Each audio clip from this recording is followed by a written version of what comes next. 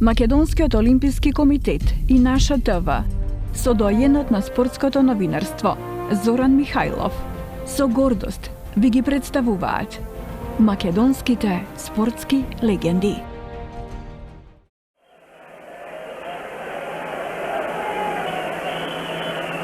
Шакири и гол! Гол! Води репрезентацијата на Македонија. Каков резантен удар! Ова беше вистинска уметност. Шакири во 11-та минута, студент туш на стадионот Сент Мерис. Води репрезентацијата на Македонија. Ериксон, не знам што мисли сега. Навистина ова беше прекрасен момент за нас, македонците овде. Погледнете каков гол на Шакири. Симан немоќен. Таму се држеше и остана да се држи за стативата како закопан. Фудбалерот на англичаните Вудгейт беше немоќен. Тоа беше еден прецизен удар, едно ефе на Шакири, како што само тој знае да упати. Води репрезентацијата на Македонија. 1-0 на Сент Мери стадионот. Погледнете го ова лице на Симан, најубаво зборува за чудото што се случи овде. Почитувани гледачи, веќе знаете за која спортска легенда ќе стане збор во следните 50 на 60 минути. Впрочем, оној гол што го видовте против англичаните говори за таа легенда. Тој гол го паметиме сите и некако ќе остане во македонската фудбалска историја. Артим Шакири беше стрелец на тој погодок, да бидам искрен, изненади сите. И јас како коментатор на тој надпревар очекував да нафрли топката, па да налетаа тамо играчи овие повисоките со глава и така некако да заврши таа акција. Меѓутоа, Шакири не мислеше така, тој се реши во гол, па што ќе биде, нека биде и бидна она како што посакувавме сите, а Симан остана вака, не знаеше каде да гледа голманот на англичаните. И може би се прашуваше што би се случило. Добро, Артем, еве добро дојде во нашата емисија. Драго ми е што најде време еве да поразговараме, зашто овие емисии остануваат за историјата. Тоа се емисии посветени на македонските спортски легенди. Ти си една од тие легенди, бидејќи не беше само тој гол што го даде против англичаните. Играше и за повеќе наши клубови, беше тренер, настапуваше за репрезентацијата во 90-тите и почетокот на овој век, да. И така да имаш оставено печат во македонскиот фудбал. Еве сега на почетокот, тоа е едно вообичаено прашање што им го поставувам на сите. Сите и гледачите ги интересира кај беа почетоците на Артим Шакири, дали во Струга, зашто ти си стружанец, со тамо потекнуваш, а Струга, да кажеме, има фудбалска традиција. На времето Караорман беше и еден од попочитуваните, би рекол, прволигаши. Добро, сега има Струга Тримљум. Да. Така што секогаш вирее фудбалот во Струга, благодарејќи токму на тоа што има таленти како тебе, а потоа клубовите кои ќе се издигнат на едно повисоко ниво, нормално трагаат и по засилување и доаѓаат нови играчи, па нема место за нашите. Кажи ми каков беше твојот почеток, каде, на кој терен, тренер и така натаму. Значи, прво благодарам за поканата. Убаво е да се вратиме на едно минато, да се посетиме на тие убави моменти, убави работи во фудбалот. Како што знаете, дека Караорман, можам да кажем дека е еден од најстарите клубови во Македонија. 23-та веќе наредна година сега ќе слави 100 години. Да. Значи во Караорман секојаш имало квалитетни играчи. Но знаете дека во бивша Југославија тешко беше од Караорман да се оди во некоја голема екипа, да се направи некој таков еден во кариера. Значи ќе мораше преку Вардар, и во Вардар секојаш имало играчи од Караорман. Но сепак времињата такви беа што не се гледаше многу таа цел дека од Струга може да помине дали во Звезда, дали во Партизан, Динамо или беше многу тешко. Значи мора да поминеш како што влегуваш во школа, во една школа, почнеш од најмладите па доаѓаш во прва екипа. Така беше прво оделение до девето, па гимназија. Така и тогаш во Македонија во фудбал беше дека треба да дојдеш до Вардар, треба да поминеш некоја година во некој клуб да играш, да се покажеш дека вредиш за Вардар, па после од Вардар понатаму. Како дете почна во Караорман, значи зборам во тие младите генерации. На колку години еве почна тогаш? На кога почнувале младите во тоа време? Па добро, ситуација беше што немаше школи тоа време, да кажеш дека играш од 6, 7, 8, како што денеска ги има тие школи, клубови кај што ги има деца, тоа веќе беше помладокот. Да, веќе стигнуваш до помладокот, а до тогаш играш кај што ќе стигнеш. Кај што ќе се стигне со другарите, на улица, во школски двор. По улица, школски стадион, но денеска фали тој уличен фудбал во светот. Особено кај нас. Затоа што многу е добитен тој уличен фудбал. Првото чувство за топката, за играта таму. Све се учи на тоа. Да. Значи кажав дека во Караорман, од таму веќе се вратив, значи тоа време на 15 години во општинска лига. Играв една сезона, тоа зборам на 15 години и тоа мораше тогаш со лекарско за да играш. Дека млад за да играш за возрастните. Да, така. Тоа беше Динамо од Ливада. Од таму после година дена веќе се префери во Велешта. Ливада, вака локацијата каде е точно, дека ти си се води дека си роден таму? Локација е патот према планина Караорман.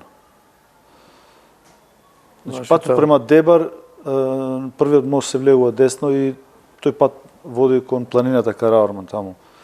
И нема промашување таму. Нема промашување, затоа што мора да поминеш преку тоа село за да додеш после тоа има деловожда, па доаѓа планините нагоре таму. А во Ливада имаше дечина вака што беа заинтересирани за фудбал, па уште на тоа време да шуткавте топката. Имаше многу добар клуб. Во тогашно време фудбал беше многу јак во општинска лига. И таму имаше Струшко дерби беше тоа секогаш имало такв дерби со околинава кога се играше. Денеска не гледам толку навивачи колку што имаше тогаш на тие надпревари. Значи интересот беше тука собрани. Интересот беше многу јак. Се јада меѓу себе зашто се знае другари се сите заедно и толку беше интересно што едва се чекаше не да дојде, а тоа се играше веќе во 10 сат. Наутро. Да. И тоа е интересно, значи прва екипа игра Сабајле. Али после година дена се префали во Велешта. Значи Велешта таа година се надпреваруваше во меѓурегионална лига. Каде што веќе игравме со посилни екипи. Посилни екипи. Во таа лига беше тогаш и Слова Југомагнат.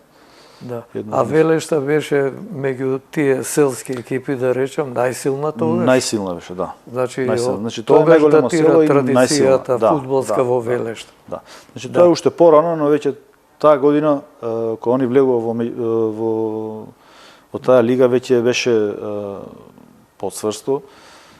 Значи луѓето даваа пари, инвестираа во фудбалот. Такви инвестиции не знам кој друг би дал за тоа. Од љубов кон клубот. Да. Само да се победи екипата од противничкото село. Немаше фудбал во селото, не се играше затоа што стадионот беше во реновирање и никако да се среди на време.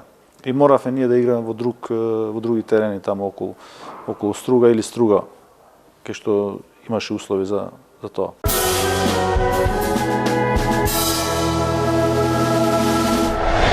И веќе од Велешта почна да има понуди. Значи кажувам дека од тоа време Слога Југо Магнат, Рафет. Колку години беше тогаш? Муминовиќ. 17 години. Рафет Муминовиќ беше главен, Да, тој ја значи, држеше тогаш, Слога Југо Магнат да, и да, постигнува веќе он- на вистина добри резултати. Да, веќе од тогаш он појави интерес за тоа, но како млад некако не беше толку прифатливо да си одам од Струга. Знаеш, како родители, Тука до нив подобро да е си, тука најсигурни малце. се. А и подобро испадна така, затоа што знаеш, друго е играш прволигашки фудбал во прва лига, во прва екипа, него да почнеш со млади. Веќе после година дена се префрли во Караорман, втора македонска лига, каде веќе добив повеќе искуство во фудбал. Тогаш, во тие млади години, на која позиција играше? Ова прашувам поранешниот- заради головите. Да, поранешниот фудбал значи се играше она стрикно стандардно лево крило, Десно крило, Десно десен крило, халф, лев халф, така да. полутка лева, десна, деветка центарфор. центар. Се знаеш и не е ако денеска левак игра од десна страна, сака да влезе да прави. Тогаш се знаеше левак игра по лева и тоа беше закон веќе и се чекаше или гол или Джајч игра центаршут. по лева и така. нашите леваци ки Да. играат по лева страна. Така, тоа Да. беше тоа. Како што фудбалот се менува секој ден, напредува, но не знам кај нас никако да напредне како што треба. Поминати 3 години во Караорман, имавме резултати. Една година влеговме во прва лига. Тогаш некој од фудбалерите во Караоран можеш да се сетиш, зашто ја го познавав, например, уште пред тоа во лига кој игра Ѓоргановски, па имаше и други. Таа е многу постара генерација. Да, Значи, да. во таа Па и генерација... јас сум од таа генерација и сега Да, да. Долго време се. сеќавам. Еден од нив беше Зиба, кој што играше штопер, па тој ми беше тренер и во Велешта. После јас се префалив, он остана таму. Кој беше пред мене беше во Караорман, после во Велешта. А ти од Велешта Од во Велешта во Караоран Караорман, и да. тренер кој беше тогаш се сеќаваш? Тогаш Караорман беше Ѓоко Чурко. Една година, година и пол така. После остана помошник од кратко време, па така се смени, али углавном имаве добра екипа, а и фудбал беше многу јак, појак фудбал него денеска, што има. Ако гледаме Да, да прави некоја квалитетот споредба, тогаш да, и сега да. да прави споредба, услови тогаш и сега, макар што сега условите... Сега многу лесно се доаѓа да направиш некој позитивен резултат, да направиш некој успех во Европа или гледаш дека можеш во репрезентација, затоа што ние сме мала земја, полесно можеме да влеземе во репрезентација, него тогаш во бивша Југославија. Да. Значи тоа ептен беше тешко да... Добро, и многу такви- народ, 22 милиони Да. државата беше, многу млади фудбалери и се. Сега, Караоран, меѓутоа, ја спомна Слога Југо Магнат, ти не доаѓаш во Слога, доаѓаш во Вардар, ми се чини во тој период.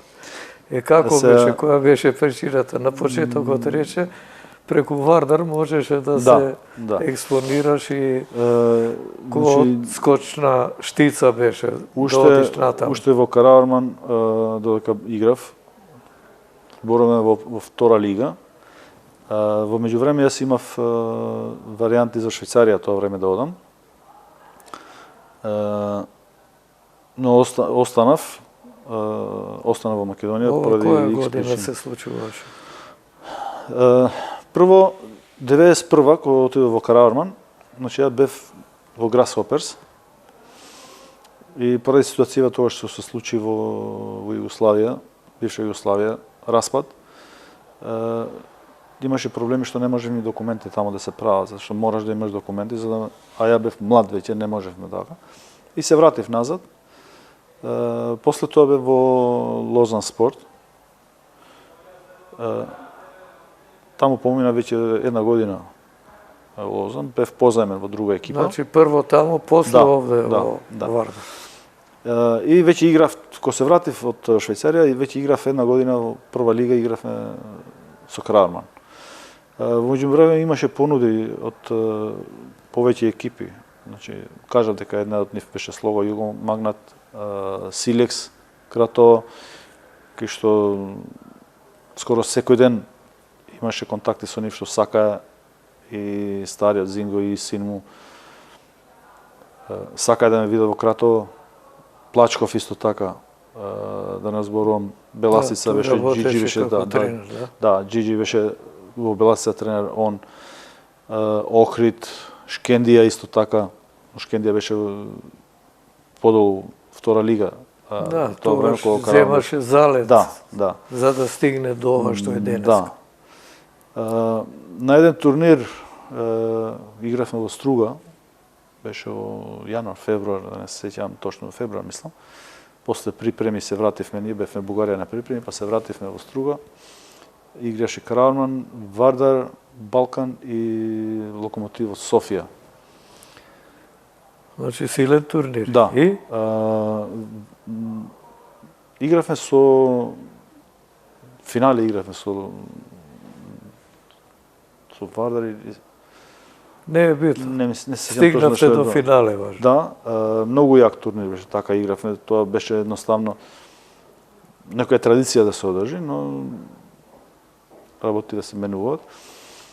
И веќе од тогаш Локомотив Софија појави интерес за двајца од Краурман да одиме таму.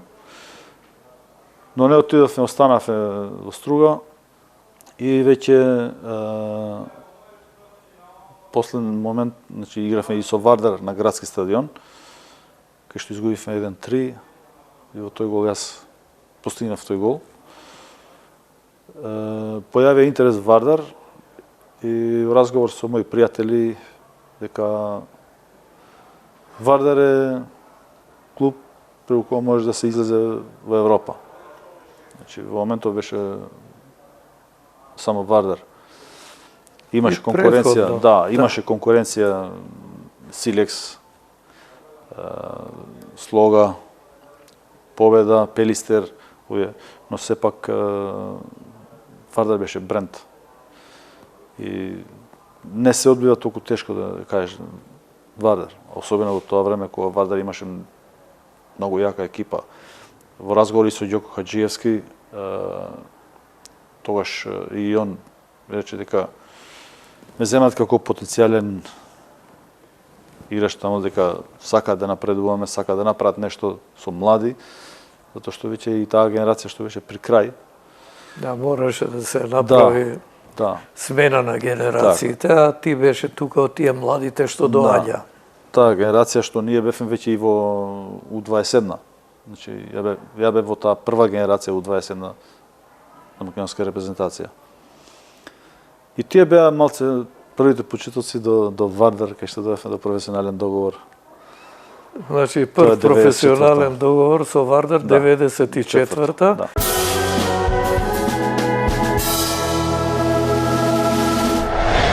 И остануваш во Вардар, стануваш полека, ако беше од помладите, веќе играч околу кој се вртеше играта и очите беа вперени кон тебе и гледачите секогаш очекуваа нешто Шакири да направи. И за моментите во Вардар ќе ви кажеш како беше, која беше таа генерација и некој од надпреварите да одделиш.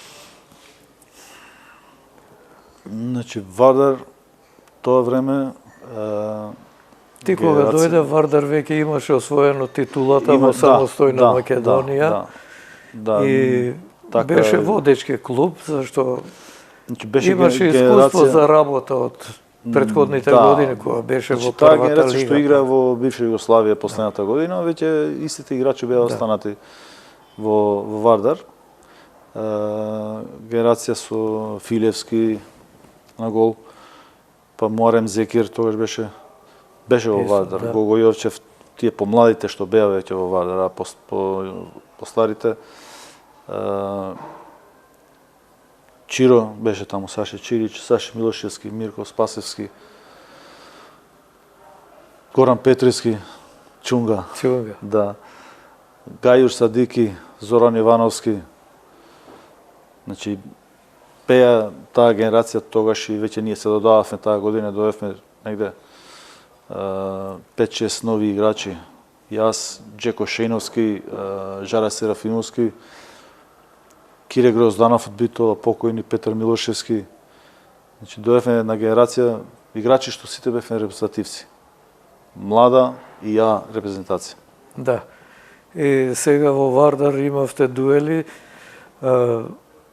тешки мечеви со Слога Југомагнат, например, со Силекс, затоа што Вардар полека остануваше, се подигнуваше, мислам, квалитетно, ама и другите клубови го следеа, финансира, па така доби добри противници на македонската фудбалска сцена. Впрочем, и самиот податок дека подоцна една Слога Југомагнат, 3 пати освојуваше титулата.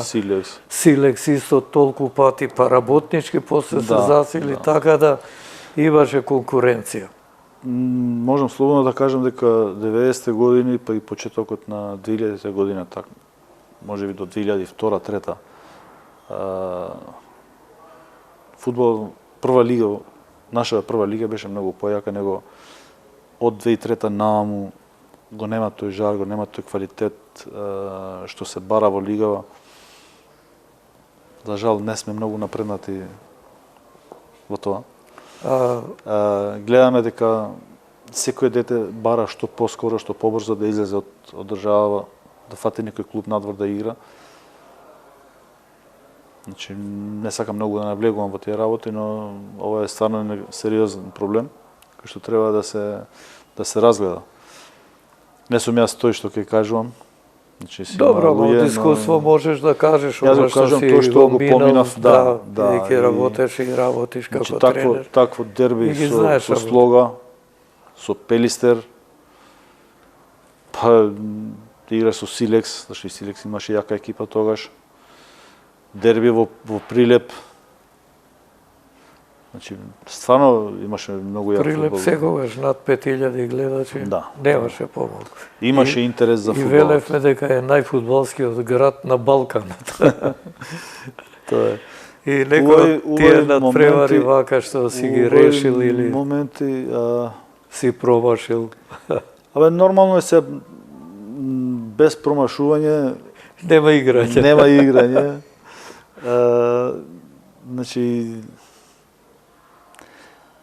со Вардар, жалам што не успеавме да освоиме титула одма наредната година, но како што кажав дека имаше сменена генерација, тоа е нормално да се случува, но сепак Вардар остануваше на врвот и жалам што не успеавме овие европски утакмици со Вардар, кај што можевме да покажеме тогаш дека имавме квалитет да направиме резултат. Со Бордо, тука што изгубивме, Бордо имаше веќе многу јака екипа, таа многу јака генерација што стигна до финале на УЕФА. Значи таа генерација на Зидан.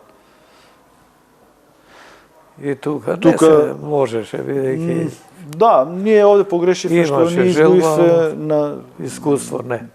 Наши две грешки тука што ги направивме, 2 гола ни примивме. Веќе таму игравме равноправно и имаше сосема друга слика беше тоа. Втората година после игравме со швеѓаните Хамстад, кај што веќе се префалив. Ти таа година кој игравте со Хамстад, тогаш помина истата година таму? Значи ние игравме во лето, а ја во јануар месец. Значи остана во Вардар уште тие 6 месеци, да. Есенската. Да, пошто во Шведска почнува во април месец нова сезона, значи од јануар до октомври, до октомври таму.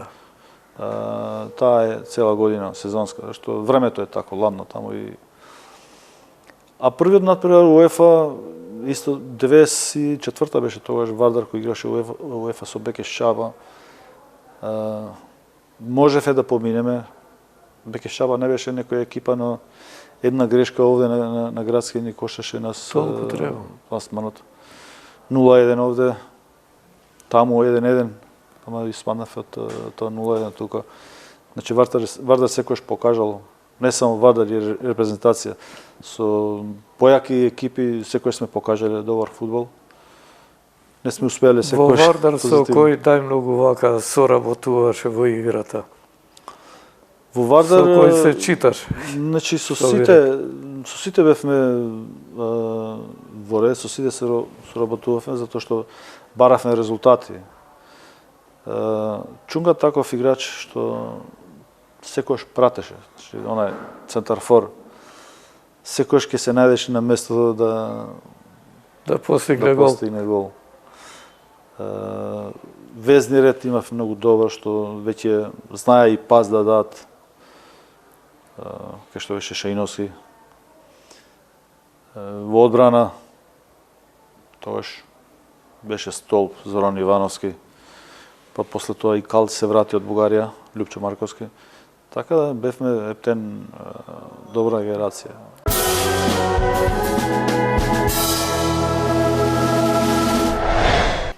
И ти во Вардар остануваш, значи, уште есента после 2,5 години играње, да. Колку години ти се фати во Вардар? Значи, првиот пат 2,5 години. Од 94-та, во јуни, 96-та декември. И одиш во Халмстад? Во Халмстад. Таму како се снајде? 2 години во Халмстад. Многу добро ме прифатија. И во еден разговор со тренерот,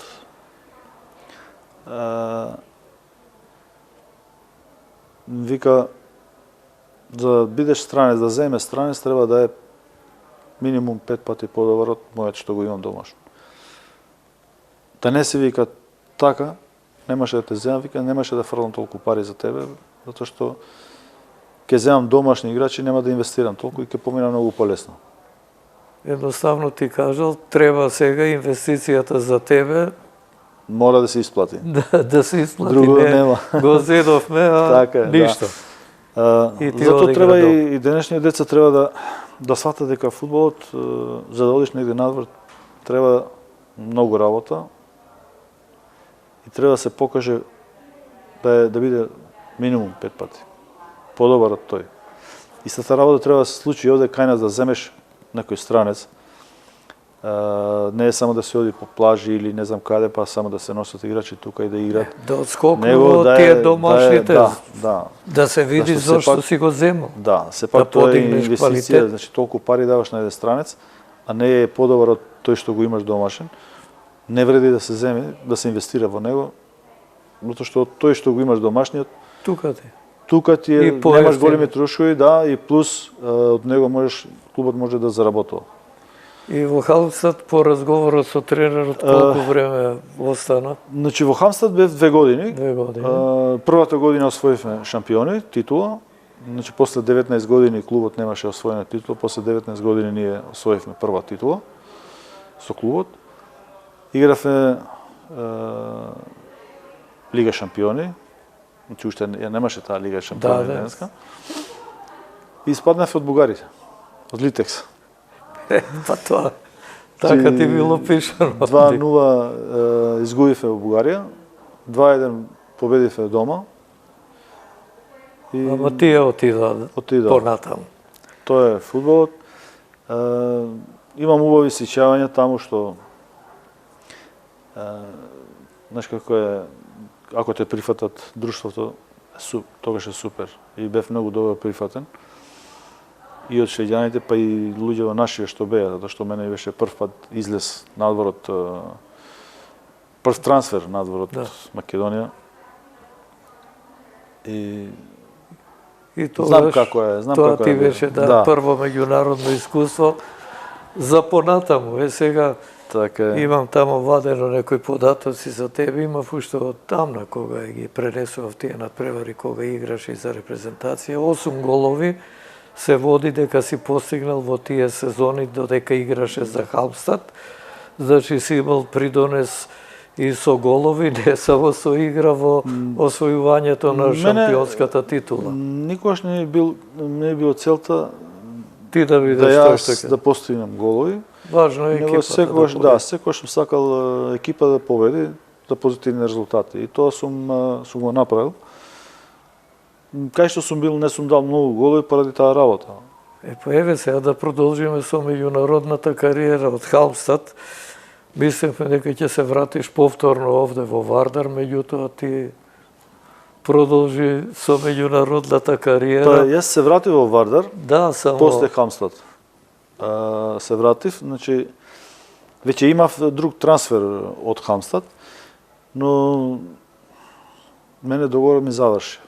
Правилата што беа од УЕФА, дека ние што не сме